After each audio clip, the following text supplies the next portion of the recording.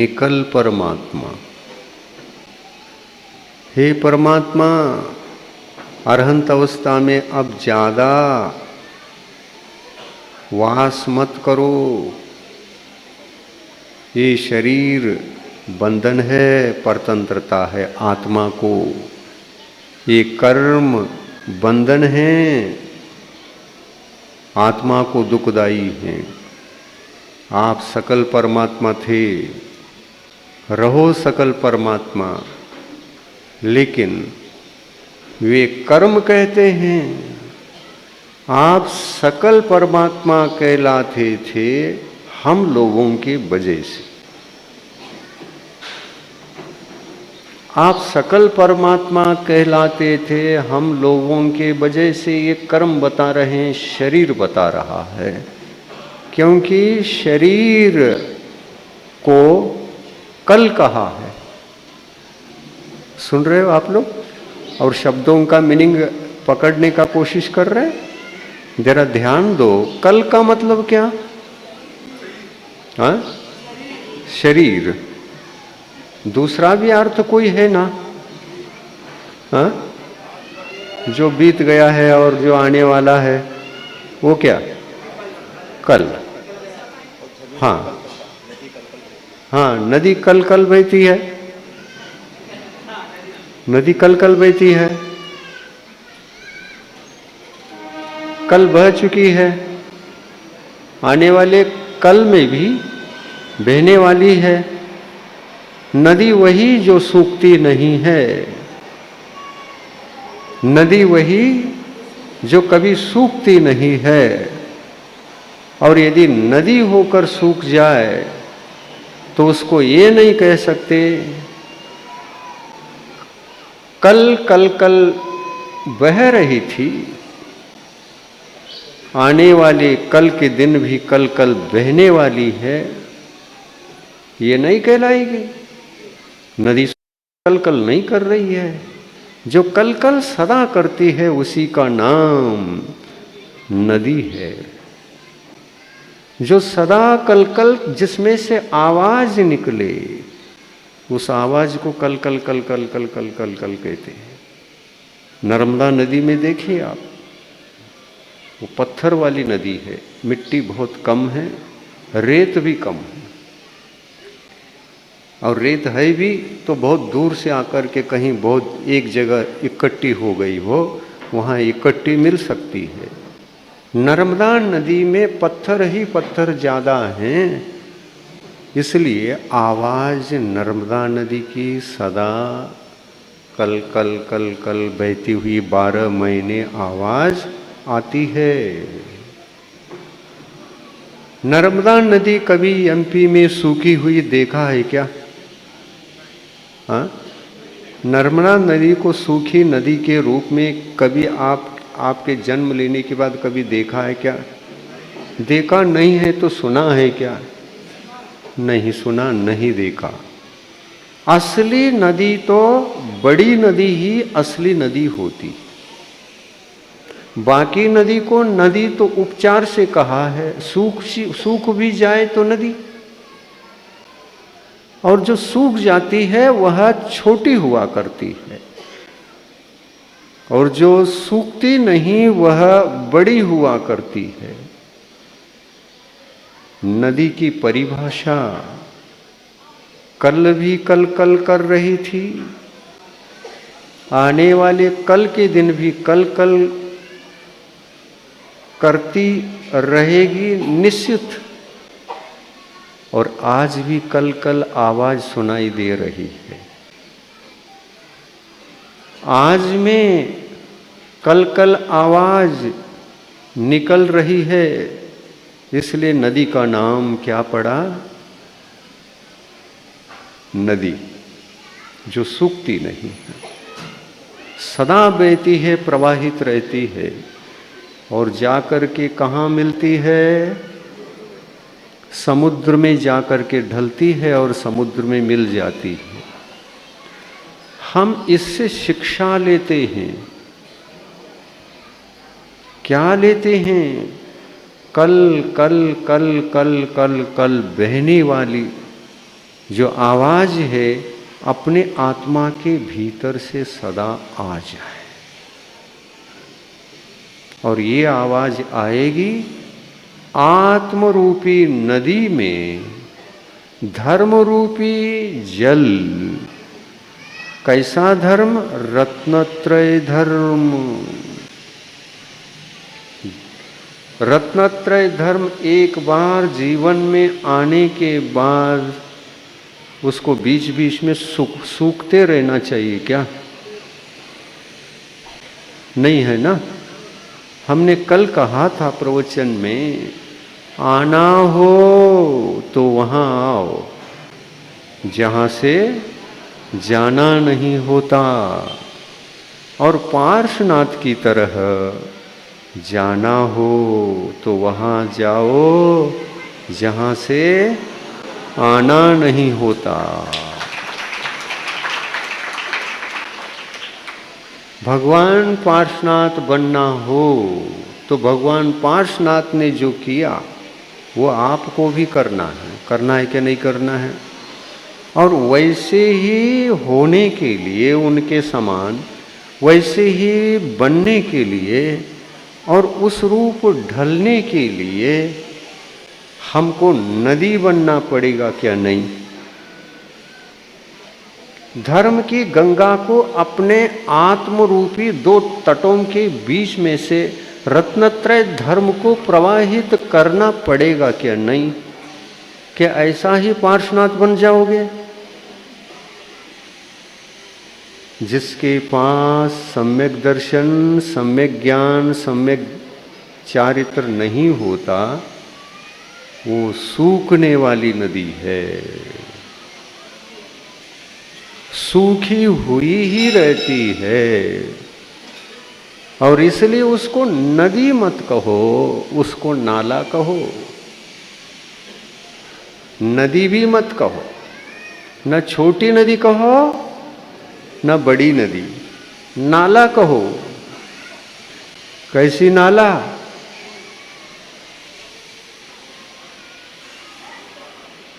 धर्म का जल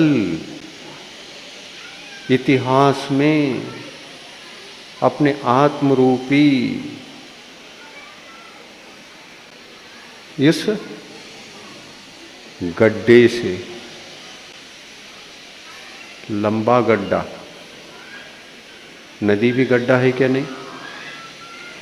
लंबा होता है क्या गोल होता है? गोल गड्ढा हो तो तालाब बनेगा, और लंबा गड्ढा हो तो नदी का गड्ढा। आत्मा एक लंबे गड्ढे के समान, उसमें धर्म रूपी जल का प्रवाह, मधुर प्रवाह, कल कल कल कल करती हुई समुद्र तक उसका यदि कनेक्शन ना हो, तो समुद्र का कनेक्शन नहीं मिला तो वो नदी नहीं है। और समुद्र से उसका कनेक्शन सदा ही रहता है तो उसको नदी कहते हैं, उसको नदी कहते हैं। नर्मदा ऐसी ही है। आपकी एमपी की नर्मदा लंबा गड्ढा कहाँ से निकली है? अमरकंटक से। अमरकंटक से निकली, इसलिए वह अमर भी हो गई और सूखने के लिए कोई कंटक भी रास्ते में नहीं रहा, बाधाएं नहीं रही, कोई तकलीफ नहीं है। इसलिए उस नदी का नाम अमरकंटक से निकलने वाली नर्मदा है। नर्मदा है। जन्मी दो के निमित्त से, जन्मी दो के निमित्त से, नर और मादा।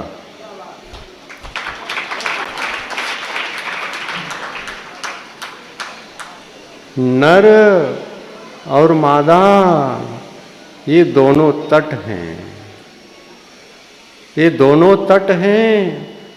तो उसको जन्म लेने के लिए रास्ता मिलेगा क्या नहीं मिलेगा? मिलेगा। जहाँ से नर्मदा जन्मी है, दो तटों के बीच बहती बहती जा रही है, और वह नर और मादा से जन्मी है, और नर्मदा यह नाम सार्थक कर रही है। अमर कंटक से निकली और अपना नाम सार्थक कर रही है। हम अमर हैं। अमर का मतलब अमर, मर नहीं सकती, जिसका मरण नहीं है, सूख नहीं सकती, सूखने का नाम नहीं है। ऐसे पर्वत से उस पर्वत ने जन्म दिया। दो तटों के बीच में उस पर्वत ने बहा दिया, जन्म दे दिया, नर्मदा को जन्म दे दिया। और वहां से निकली, दोनों तट के बीच में निकली। तो जो निकली, जैसे हम निकलते हैं, हम जन्म लेते हैं, तो नर और मादा दोनों चाहिए कि नहीं? संसार का कोई भी प्राणी गर्भज जन्म को ले रहा है, तो नर मादा के बिना संभव है क्या? नहीं है। सम्मूर्छन जन्म भी जन्म है, लेकिन उस जन्म का कोई महत्व नहीं है। जो गर्भ जन्म होता है उसका अजर अमर महत्व है। और ऐसा जन्म हमारे लिए मिला है, पार्श्वनाथ को भी मिला था। 24 तीर्थंकरों की जन्मभूमि ये आर्यखंड, ये भारतवर्ष है। प्रथम तीर्थंकर आदिनाथ भगवान ने भी इसी धरती पर जन्म लिया। ये एक धरती ऐसी है, ये अमर धरती है, अमर धरती है, अमर धरती। ये धरती ही अमर है। अमर कंटक पर्वत जैसे ये धरती अमर है। आप इस धरती से कभी रोक नहीं सकते, रोक नहीं सकते। ये धरती तीर्थंकर भगवान के जन्म से सदा सदा सदा सदा हरी भरी रहती है, हरी भरी रहती है। तीर्थंकरों को जन्म देती रहती है, इसलिए ये धरती अमर है। क्यों अमर कहा इस धरती को? धरती को इसलिए अमर कहा, इस धरती पर जीने वाले ये महापुरुष, इस पर जन्म लेने वाले आप सभी लोग, आप सभी लोग अपने जन्म मरण से पार होना चाहते हैं, तो इसी धरती पर जन्म लेना पड़ेगा, जो आपको अजर अमर बनने का अवकाश देता है ना? आज पार्श्वनाथ भगवान मोक्ष गए, उनको मरण है क्या? अमर हो गए क्या? नहीं। आज के दिन अमर होने का अवसर मिला। पिछला भव मरना पड़ता था, लेकिन उनको विश्वास था इस धरती पर तो मैंने कई बार जन्म ले लिया, लेकिन मोक्ष प्राप्त नहीं कर पाया, क्योंकि मुझे जहाँ बहना था वहाँ मैं बह नहीं पाया। नदी बहती है, धरती पर बहती है, तो धरती पर भी ऊंचे नीचे पहाड़ रहते हैं। छोटे पहाड़ से निकली नदी तो सूख जाती है, लेकिन बड़े बड़े पहाड़ों से निकली हुई नदी सूखती नहीं, अमर बन जाती है। जब तक वह समुद्र तक नहीं पहुंचेगी, अमर स्थान से निकलकर सूख जाए, ये कभी संभव नहीं हो सकता। देखिए हम कौन हैं, हम भी धरती पर जन्मे हैं, लेकिन पार्श्वनाथ ने जिस अमर अवस्था को प्राप्त कर लिया, उस अमर अवस्था को हम क्यों प्राप्त नहीं कर पा रहे हैं, ये इस ओर कभी ध्यान दिया? सुन रहे कि सुन नहीं रहे? सुन रहे ना? क्या उस ओर हमने ध्यान दिया? नहीं दिया। और ध्यान नहीं दिया है तो ध्यान देने के लिए आपको मैं आज के दिन अमरनाथ भगवान को, पार्श्वनाथ का दूसरा नाम है, आज का दिन नाम पड़ गया, उनको हम क्या कह सकते हैं? अमरनाथ। हमारे भगवान अमर हो गए, अमर हो गए, अमर हो गए, अमर हो गए, तो देवलोक में भी सिंहासन कंपायमान हो गया। हो।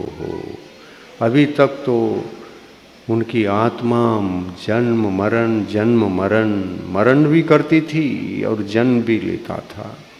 आज अमर बन गया, देवता का आसन भी कंपायमान हो गया, तो वो भी देव परिवार समेत, जैसे आप लोग इकट्ठे हो गए, आज तो बहुत लोग आए हैं पंडाल में आज इकट्ठे हो गए, देवों जैसे एकत्रित हो करके उस अमरनाथ की पूजा करने के लिए यहाँ आए और पूजा भी की। और पूजा करने के पश्चात जिसका उपदेश आप रोज सुनते थे उस काल में, वो अमर हो गए, तो हमारे लिए बहुत बड़ा घाटा लगा। उस बात से तो हम रो रहे हैं, और अमर हो गए इस बात की हम पूजा कर रहे हैं। अब देखिए दोनों काम एक साथ हो रहा है। उस समय पार्श्वनाथ भगवान धरती पर जिनको भव्य जीवों को सब जगह समोषण सहित विहार करके जन जन का कल्याण किया होगा, एकाएक आज के दिन वे हमारे बीच में रहकर अमरनाथ बन गए।